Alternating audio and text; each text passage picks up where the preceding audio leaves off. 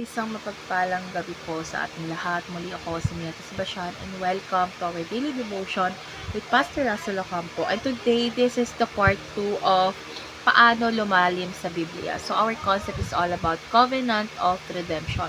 So ang Covenant Redemption ay isang walang hanggang kasunduan sa loob ng Trinidad kung saan ang Ama ang nagtakda ng plano ng kaligtasan para sa mga mananampalataya. Ang anak Jesus Christ ang tumupad sa planong ito sa pamamagitan ng kanyang buhay, kamatayan at muling pagkabuhay. So ang Espiritu Santo naman ang nag-aalay ng kaligtasang ito sa buhay ng mga mananampalataya. So ang kaligtasan ay hindi aksidente, ito ay tinakda ng Diyos bago pa man likhain ang mundo. So our Bible reading is all about Ephesians chapter 1 verse 4 and 5, sapagkat pinili niya tayo kay Kristo bago pa nilikha ang sanlibutan upang tayo ay maging banal at walang kapintasan sa harapan niya. So sa pag-ibig niya, itinakda niya na tayong ampunin niya bilang kanyang mga anak sa pamamagitan ni Jesucristo ayon sa kanyang kalooban at layunin. So ano nga ba ang sinasabi ng Ephesians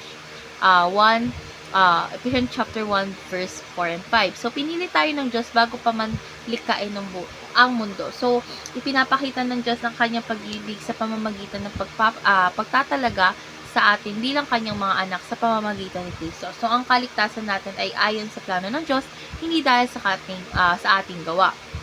So our teaching is all about first is the Father plans our redemption. So bago pa likhain ang mundo, itinakda ng Diyos Ama ang kaligtasan ng mga mananampalataya.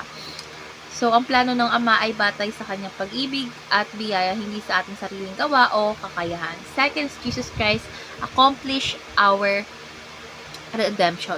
Jesus Christ ang ganap na tumupad sa plano ng kaligtasan sa pamamagitan ng kanyang buhay, kamatayan sa krus, at muling pagkabuhay. So makikita ito sa 1 Peter chapter 1 verse 19 and 20, Isaiah chapter 53, and Hebrews chapter 10 verse 5 to 7. So siya ang ating tagapagligtas na nagbayad ng ating kasalanan upang magkaroon tayo ng buhay na walang hanggan.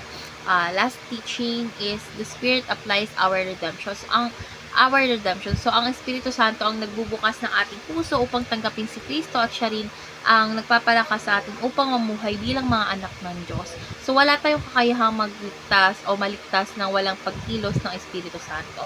Ngayon na tayo sa ating application. So yung first application is absorb the blessings of redemption. So yung kaligtasan natin ay isang biyayang dapat nating lasapin araw-araw. So lumalim sa salita ng Diyos, alalahanin ng kanyang kabutihan at huwag sayangin ang bagong buhay na ibinigay niya sa atin. Second is be grateful and loving as God's adopted children. So dahil tayo ay tinuring ng Diyos bilang kanyang mga anak, dapat natin siyang mahalin at pasalamatan sa pamamagitan ng panalangin, pagsamba at pagsunod sa kanya. So makita to sa Romans chapter 8 verse 15.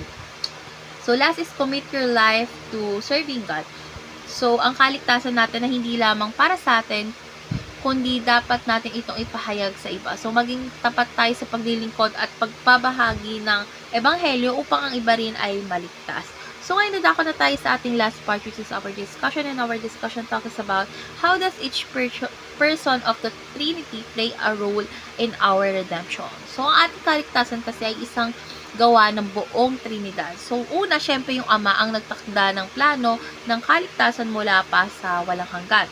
Si Jesus Christ naman ang tumupad ng plano sa pamamagitan ng kanyang sakripisyo sa krus. And last is yung Espiritu Santo ang nagbibigay buhay sa ating espiritu upang matanggap at maranasan ng kaligtasan. So, ang kaligtasan natin ay isang ganap na gawa ng Diyos mula sa simula hanggang wakas. Kaya maaari tayong magtiwala na hindi niya tayo pababayaan.